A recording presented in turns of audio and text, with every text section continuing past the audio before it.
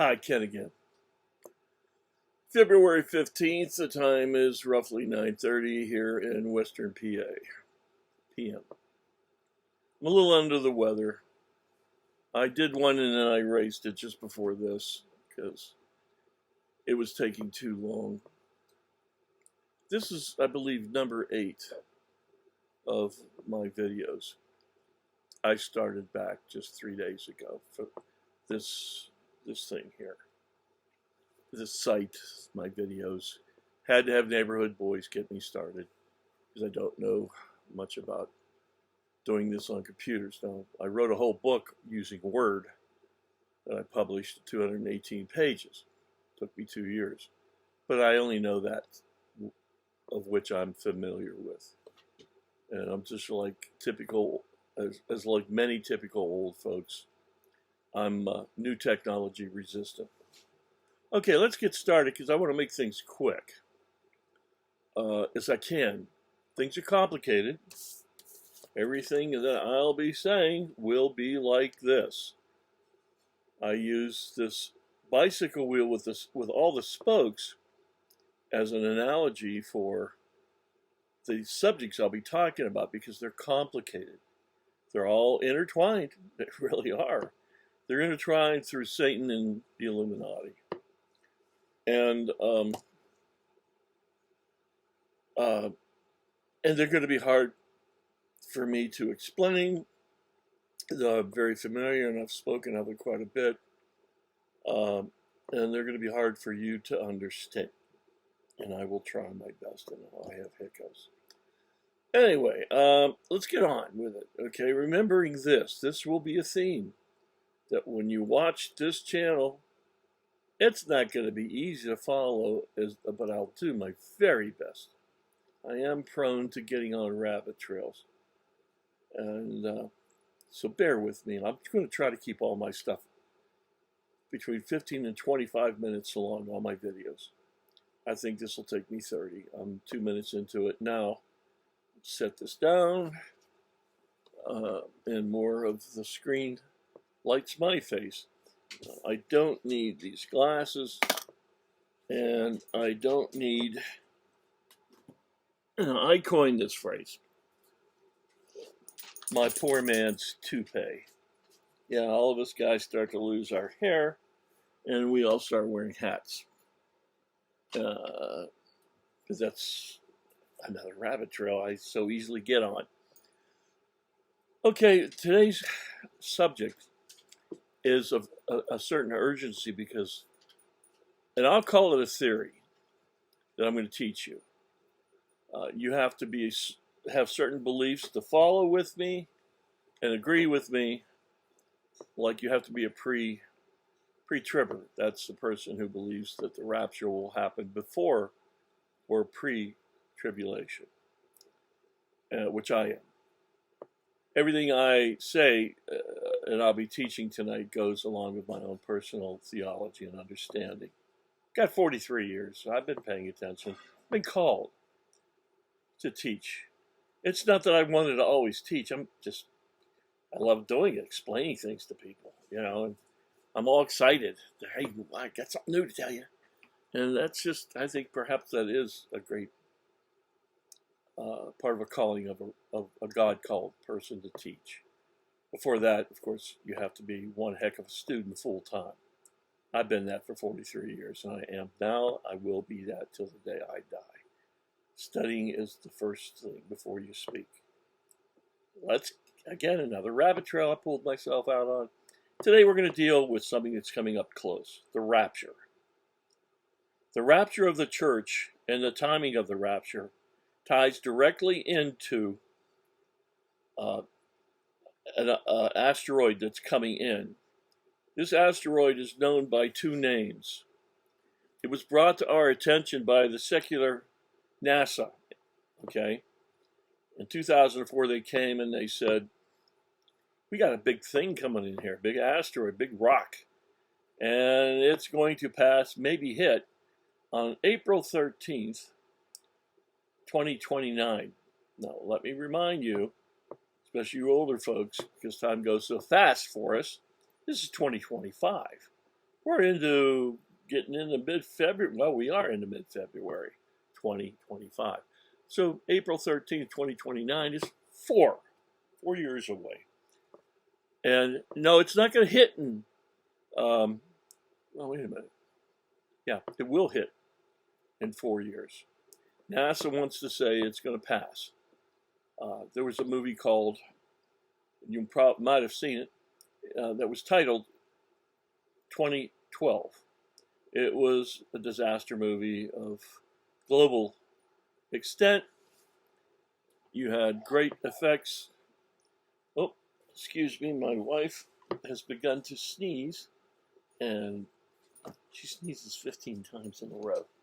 I don't want to have that in the background. Here's number 2. And I had to shut my poor puppy out, who loves me and I love him. Her. Because she'll come over and want me to play, and she'll disturb this. I want to get this over. Okay, back to this asteroid by 2 names. Apophis, named by NASA, which is the name of an ancient Egyptian god of destruction and chaos.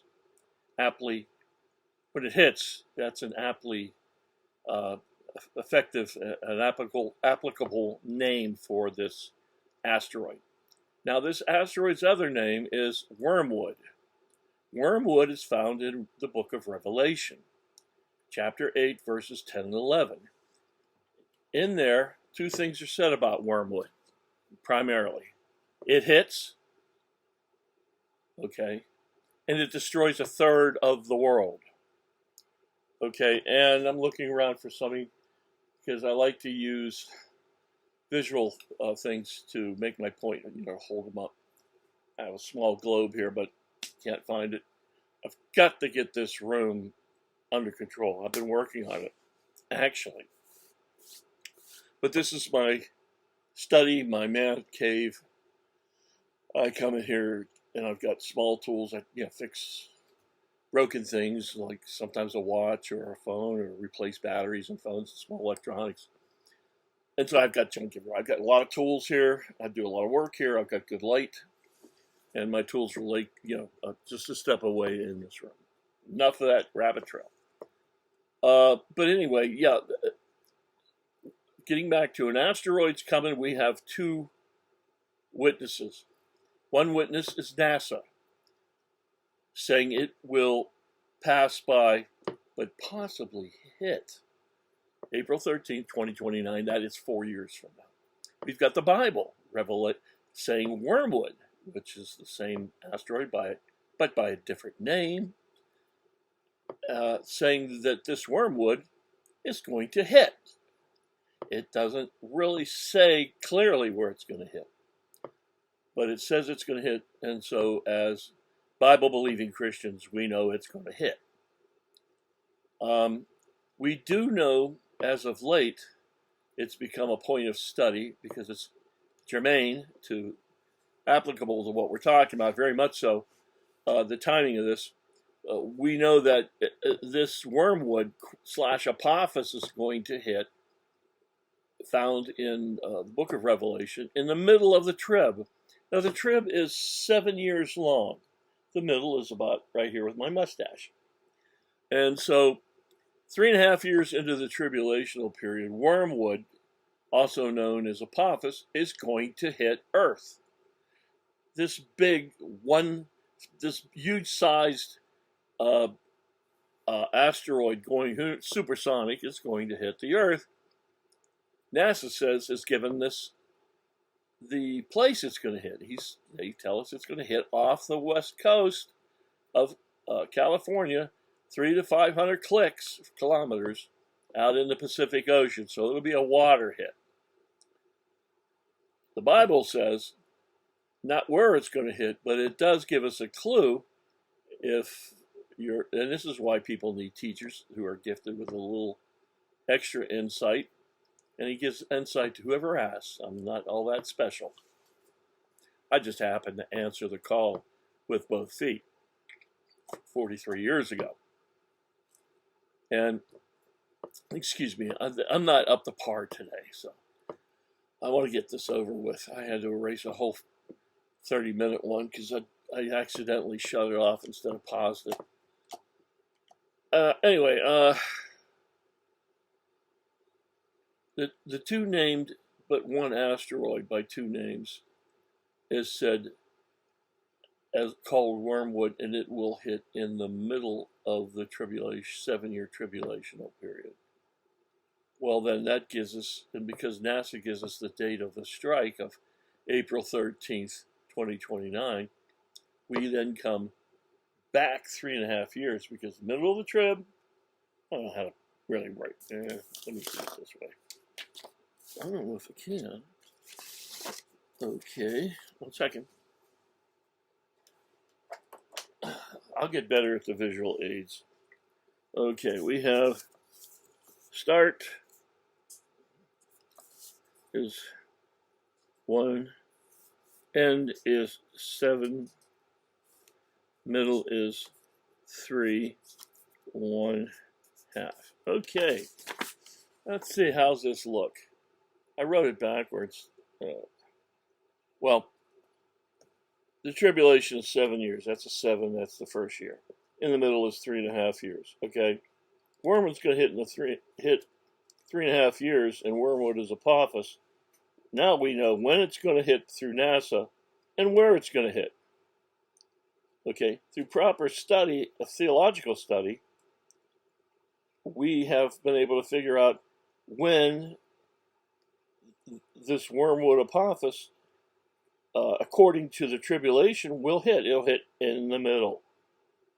So, 3.5 years earlier, because it's in the middle of a 7-year trip, we have to go back in time 3.5 years, and that'll be the beginning. It'll give or take a week, maybe, because biblical time is not easy. You've got lunar, you've got solar time things, and you've got the old Jewish calendar, the Gregorian calendar. There's a little wiggle room, especially for laymen like me. I've never been good at time, but anyway, the information we have is that Wormwood is Apophis. Through NASA, we know it's going to hit on this date, 2029. 3.5 years earlier, the beginning of the tribulation, and that is October of this year. This year, 7, 8 months ahead of us, the tribulation is going to start. We haven't had this information available to us all up till now. And who gives it to us? NASA. Okay, now NASA doesn't figure it's Wormwood. They're not religious. They're not religious. They're not, they're secular, 100%. And according to Daniel, let me ask this guy. Okay. Where can I find in Daniel where it says that seal up this book until the end times, when people will go to and fro and knowledge will increase? I'm asking the computer. Daniel 12:4. Okay, go to Daniel 12:4 and you'll see that God said, we're not going to understand what was told to Daniel. Seal the book up. That's what that means. You're not going to know what this book's saying. You're not going to know the insides and outs of this book and prophecy I've given you, Daniel, but the people will know, humanity will know, my people will know in the end times. Well, we know now. According to that prophecy, our intelligence and our knowledge has increased a great deal. Our going to and fro, hey, we got 40,000 air flights a day, averaging 150 people on each flight, maybe much more. 40,000 flights with 150 people, that's a lot of to and fro, okay, of humanity, plus cars and trains and other ways of conveyance. But anyway, so we're here. We're in the end times. This is how you handle Scripture. This is the meat, not the milk.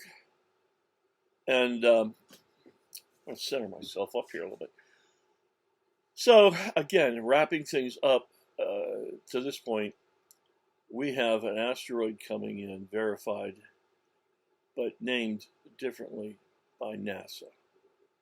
NASA, who gives us the location of the strike, the hit, and the time to the day of the hit.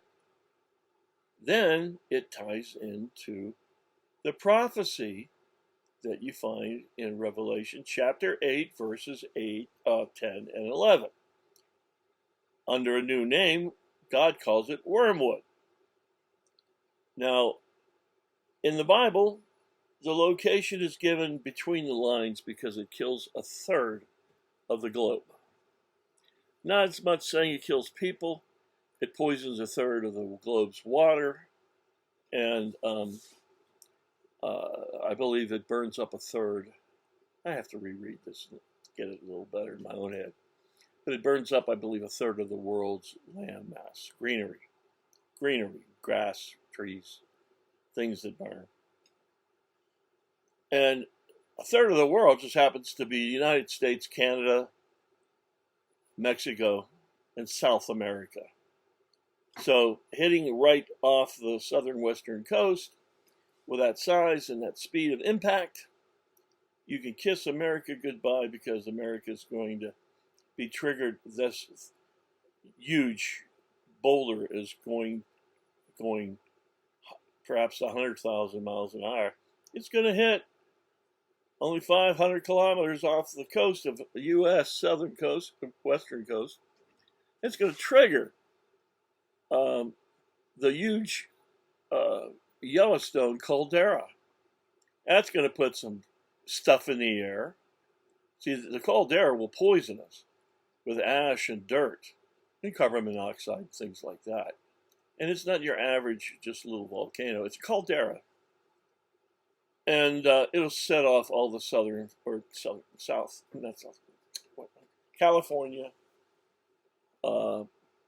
seduction zones, like San Andreas fault lines.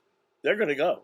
The San Andreas, you get that impact that close to a huge fault line, then that part's going to probably fall into the ocean. Apophis is going to be a trigger for other huge, horrible, related disasters. And it's closest to us, the USA. It's off the West Coast, our West Coast. So you could kiss America goodbye. There's a lot of strings. This is another thing. So we have got to explain this to you, I've already had to tell you that Apophis is wormwood. That wormwood is in the Bible, and it hits. In the Bible, God says it's going to hit us. Then another connection of information, which is just getting to be too much to follow and store, that's why I said these are hard to understand, is that the Bible says that it's going to kill a third of the globe. Well, that's the North and South American continents. Add those two continents together, and you got about a third of the world. And when you read Revelation in that area, you keep seeing one third. Let's see if I can write this. Well, 1/3 anyway. And again, that's pointing to us. So America is going to be over, if I'm right. Let's call this a theory. But see how it's coming together. You can't ignore it. You have a man that God recommended and presented to us as a prophet, Dr. Tom Horn, who had the first dream of the Pope Francis replacing still living Pope, who's not even sick at the time, particularly Pope Benedict. And I won't go into that again, but it's verified that was a true prophetic dream. And I thought to myself, well, what's that have to do with the price of rice in China? I didn't understand the connection to Tom Horn's second prophetic dream about being taken out of his bed of sleep up into the sky, night sky, where he's looking down, he's looking across at this slithering dragon in the sky doing this kind, and then the Lord takes him above that and suddenly that dragon is no longer a dragon, it's an asteroid.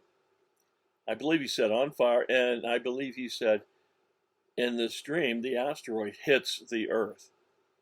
So God establishes this Tom Horn as a prophet, and then gives a prophecy that we all need to know. Not to save our lives. We're not going to even be here.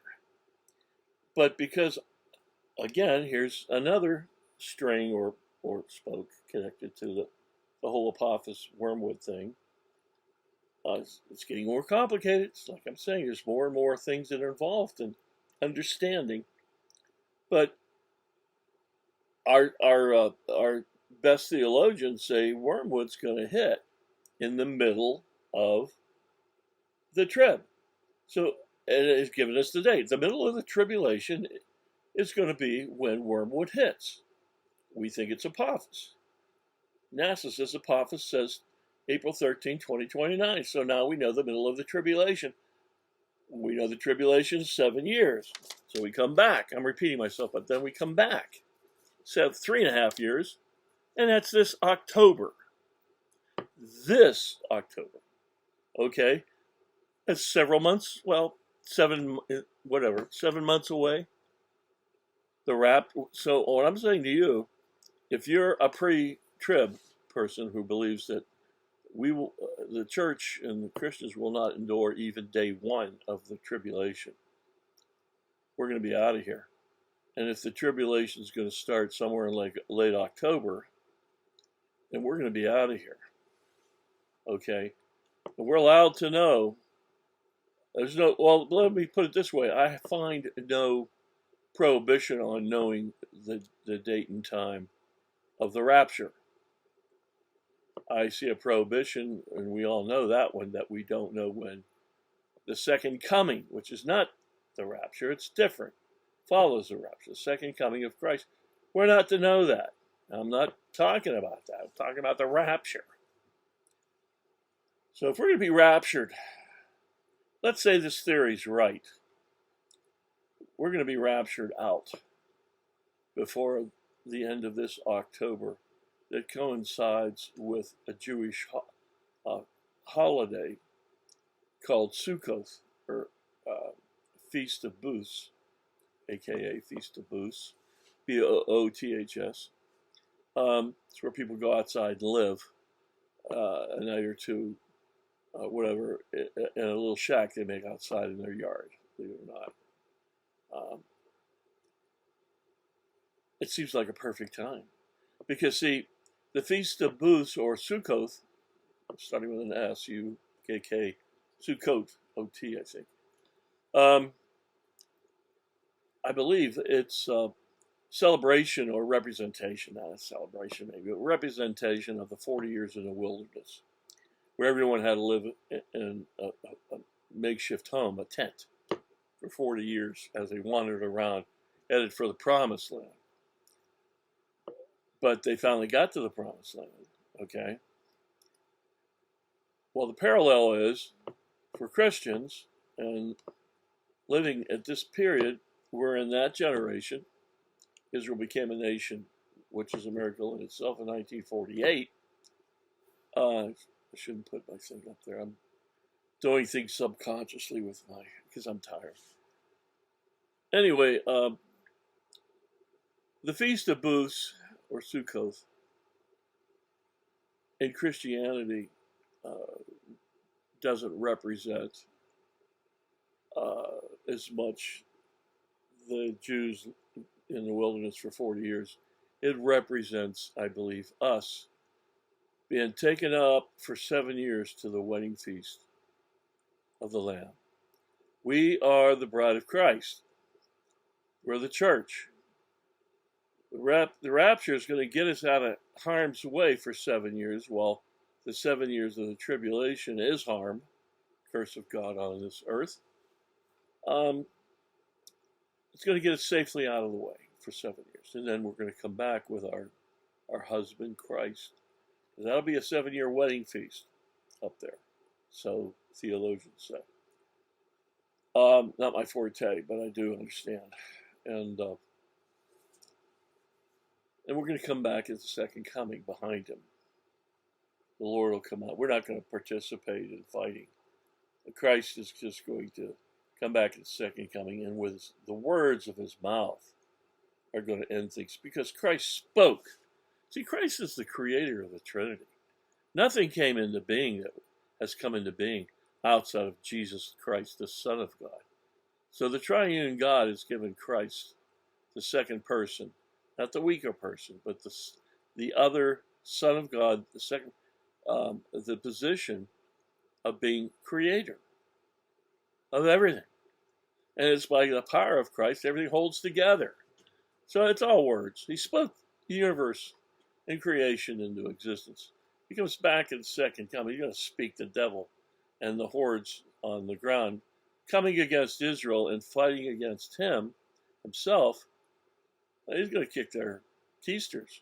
Just that. With his mouth. With the words. Whoop. Drop dead. You know, if the Lord, he is, we're living by we're living every second by the will of God. You know, I have this analogy or this way of explaining things about Christ keeps us living. He holds all things together. That's scriptural. I can't tell you where it's at offhand, but look it up. You got a concordance. Use it. Start to study. Stick with me. Ask me anything. I'm free. And I'd love to talk to you about things. I won't hold it over you. But anyway, here I am. Now, I'm Mr. Bad Heart. You've had a quad bypass, a couple of extra heart attacks. I probably had 30 heart attacks in my life. And then when I got found out 10 years ago, they gave me a quad because I had two of my main arteries going to the heart 100% blocked. The third one 80%. And I was living off the smaller capillaries, or whatever you call them, keeping my heart alive. And since that bypass 10 years ago, I've had several heart attacks, 2 months, well, around Thanksgiving of last year, November. And I was in the hospital, and they told me a stent closed, because I had to get 2 stents after the bypass, quad bypass. They said one closed, they can't replace it or deal with it. It's just going to stay closed. Anyway, so I know much about hearts. So here's the analogy. God is saying, hey, kid, here's what I'm going to do. I'm going to keep you alive. And I didn't expect to be 75. I thought I was going to die in my early 50s from a heart problem. But God is supernaturally keeping me alive. And maybe to do this. But God goes to each of us, to our heart. He's pointing to our heart invisibly and goes, another beat. Another beat. Another beat. And then if he stops saying another beat to each and every animal, person, thing that has a heart, or something like it in this world, he stops saying, give him another one. We die. I mean, we're that dependent on Christ. You know, he's holding all my molecules and electrons and things together. So you can see this big bloated, I don't like my legs. You can see me. Okay. Hello. I have insurance to sell for you too. Okay. But anyway, I'm teasing. So that's it. What's that mean to us? Well, we're not going to be here anyway, so I'm not saying be afraid. I'm saying get on the stick. An old military term, like get on the end of the broom handle. Get on the stick. Get busy, and start trying to lead people and influence people to Christ. Not all of us are gifted evangelists. I am. I've had through my job, God blessed me with, as a customer serviceman in people's homes, 3 to 11 people a day. I've led 100 in prayer. If they took, I don't know. How many of them were already saved, but they wanted to do it again? I don't know. But I came as a stranger with a limited amount of time of a half an hour to an hour to get things done in their house for them, for the gas company I worked for. Never got called on, but I worked a Jewish neighborhood here in Pittsburgh called Squirrel Hill, and they were nice to me and polite, and they allowed me to go on, and we kibitzed between ourselves about who was right about the Messiah. They never won. God bless the Jews. They cause a lot of problems in this world. I'll say that. But so do the Muslims, and so does America. America, has there been a time we weren't at war? What are we doing? And we export things like pornography, abortion. I mean, we go into people's strange countries and provide abortion funding and teaching. That's murder. So we're not so squeaky clean either. We just believe that among ourselves because this country's basically nice people. Humanity's not basically nice. We're lost. But as far as average people go, until these crazy people came in, millions, tens of millions. Yeah, tens of millions. A lot of them, that rabbit trail, stop, Ken. Anyway, I'm going to wrap it up because I lost my place. I made my point. We are to evangelize, get on the stick, evangelize. Because when we're gone, let's say I'm right, this theory's right, we're gone this October, the end of this October, we could be gone right now. Okay. But I think, we don't have to be raptured the day before the, tribulation begins. I might finish this out and we'll find ourselves in the air, us Christians, born again Christians. But what about our loved ones and our friends? We can't leave them behind. We got to push. We got to seem foolish and push. We don't have the luxury anymore because we're limited, so limited in time. If I'm right, if this theory is correct, we got just a few months to push these people. Come on, let's talk about Christ. I've never bothered you with it up till now. You know I'm a Christian. Talk like that to them. Say, please give me some time. Heck, I even offer people $20 an hour if they just sit and listen to me and converse with me like these young kids. I have two young kids, I think 12 and 14, that helped me. That helped me set this up. And that God sent to replace my 5 grandchildren who no longer care about me, seemingly. They'll call me for years. And yet they lived here at this house with me after I lost their mother, who's my daughter, to suicide. And that was rough. I had to go through that. And yet God's blessed me. I can say it wholeheartedly. I'm a happy man. But I do have my times of sadness when I think about it. I'll probably never see my kids, my grandkids, who I helped raise. And I did bring them all to Christ. I taught them. Every day they were here with me. We took an hour of the day, and I brought them in this room because I had the screen, and I could show them things, videos on the computer, which helped explain, and I led them to Christ. My daughter, who took her own life, I led her to Christ. And my son, my only 2 children. My wife, Catholic background, led her to Christ. You don't have to be so successful. We're not talking success. I'm talking, get on the stick. Time's running out. Help your people. Don't let them go into the tribulation and then try to decide to get saved. That's going to, see, this is the age of grace. You don't have to get your butt kicked so badly. God does use pain to draw man as well as pleasure. He uses grace and he uses pain to get people's attention. That's for another session. Again, Ken ending. So I went over time. It's 34 minutes. I hope you can always do this piecemeal in parts. Even this 35-minute video, I went over by 15 or by 5 minutes at least. God bless you in Christ's name. Be safe. Love each other. Love each other. Love your families and your friends who have betrayed you, rejected you, perhaps ostracized you too. and now you're lonely like me.